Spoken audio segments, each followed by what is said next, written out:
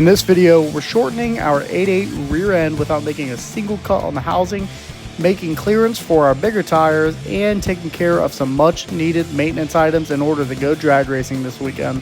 Welcome back to another episode of Can We Make This Turd Any Faster? And here's how we're going to do that. These are axles from a Bronco 2 or Ford Aerostar, etc. They've got a 5-lug bolt pattern, but they are Fox body length. And it just so happens to be that the only reason why this rear end is 1.5 inches wider is because of the brakes and because of the axles. So we can shorten this thing 1.5 inches simply by removing the axles, removing the brakes, putting in our shorter axles, and cutting and flipping our caliper bracket. And that'll give us a total width decrease of 1.5 inches. But that's not our only thing on the agenda for today. We also have some new single adjustable shocks that we need to throw on. And the reason for that is because, as you can see, our shocks are leaking. But before we get into tearing this thing apart, check out this video we took over the weekend of us racing a Tesla down in Mexico.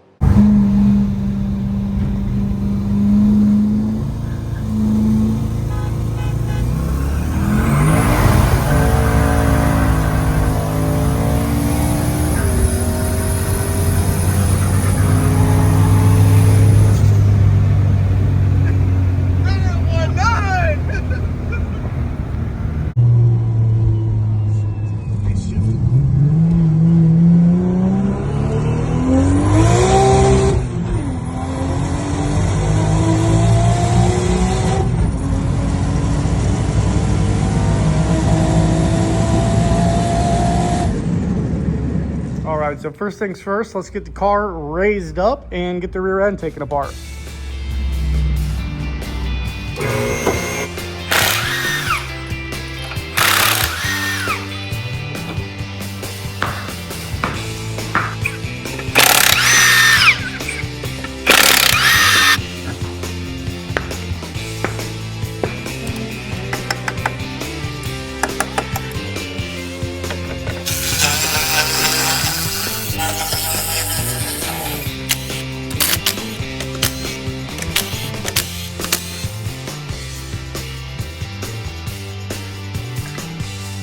So we've got our cover off, we've got both of our brakes off. So I need to get this differential pin bolt out.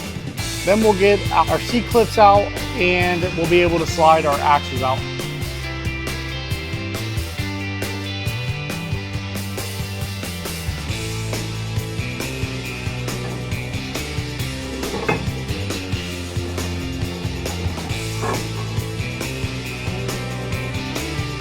Right.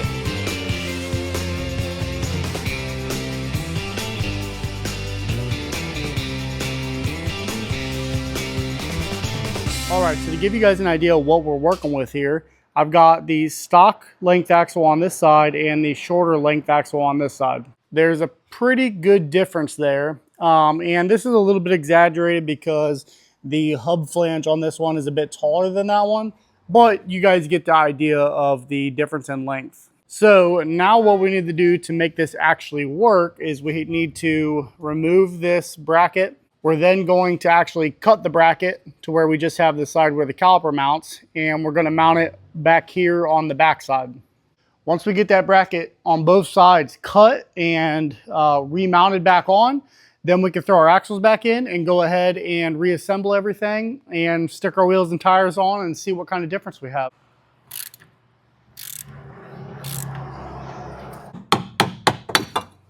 Tap it off here.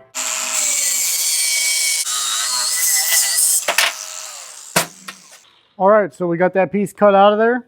Now let's go test fit it on the car. We're gonna actually be flipping this bracket, sticking it around that axle housing like that, and bolting it on the backside.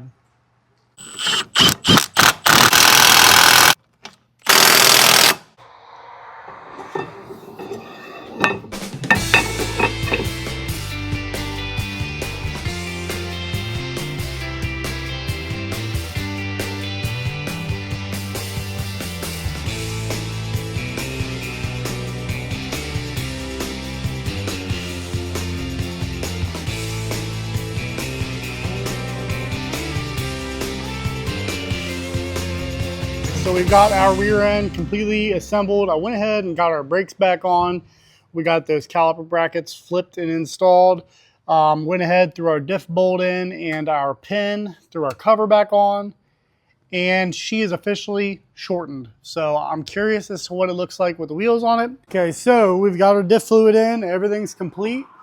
We're gonna toss our wheels on and see what we need to do to make them fit, if anything.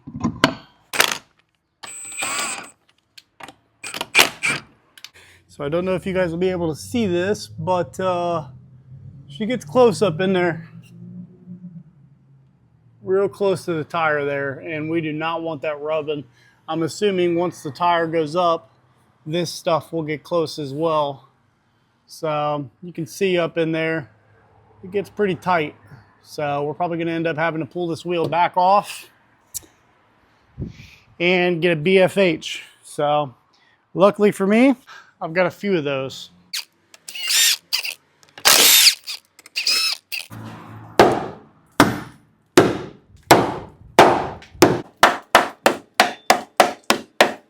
One eternity later. It's going to be close. That's just kind of the nature of the beast. But the last thing we need is a part of the car slashing a hole in the tire. So, tell you what, boys, swinging a hammer, that's a good tricep exercise. I probably need it. I'm a fat. All right, so here's the clearance that we're dealing with. As you can see, still pretty close, but we did gain some. So not super worried about it rubbing, but it's still close. But I mean, before it rubbed on the outside. So we've definitely got her pushed on the inside quite a bit.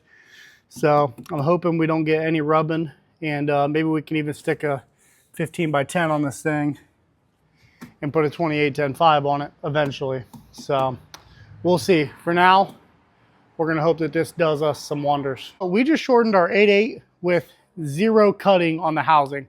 Sure, we had to cut a caliper bracket, but whatever. But we didn't have to buy a jig or, set up some C-channel or whatever. Just by switching some brakes around and putting different axles in it, we gained 1.5 inches.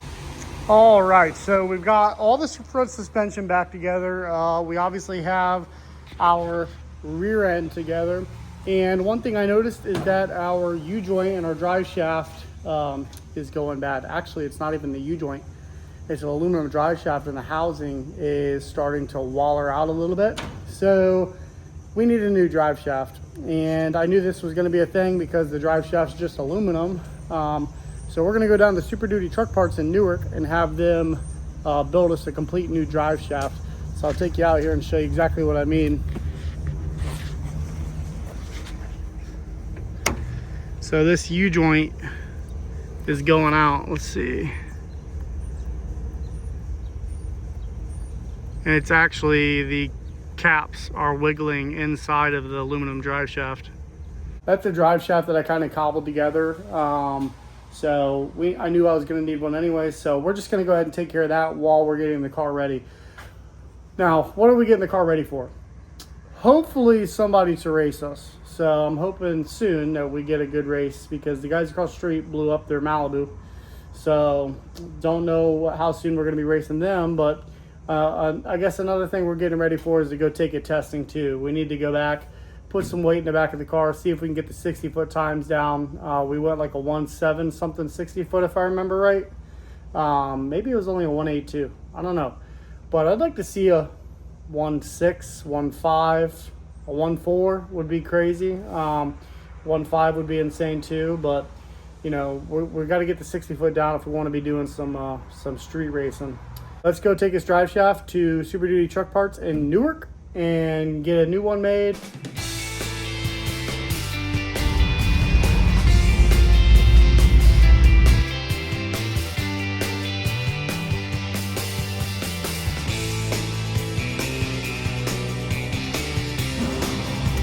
Alright, so we got our new one there and our old aluminum one.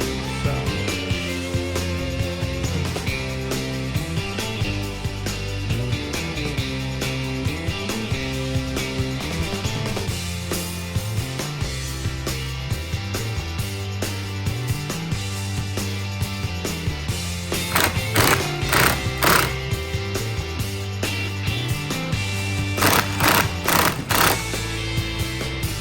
And for the final time. All right, guys, so we got everything done on the Fairmont that we wanted to get done. And I officially have to quit working on this thing for the week and actually get some real work done. So we're gonna call this video here. I did want to take this thing out and go test it. It's just not gonna work out. So that'll be the next video. I'm hoping this weekend to get some racing in, some testing in, and some action. So we'll see how that goes. But for now, we're gonna leave it off there. Thanks for watching. Thanks for 20,000 subscribers. And as always, I'll see you guys next time.